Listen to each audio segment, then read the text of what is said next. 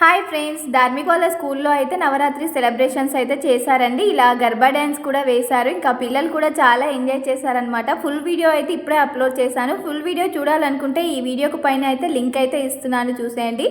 నా channel name కింద అయితే లింక్ ఉంటుంది, ప్రెస్ చేసి అయితే ఫుల్ వీడియో చూసేయండి, చాలా బాగుంటుంది. ఇంకా పిల్లలు అయితే డ్యాన్స్ చేస్తున్నారు, చూసేయండి.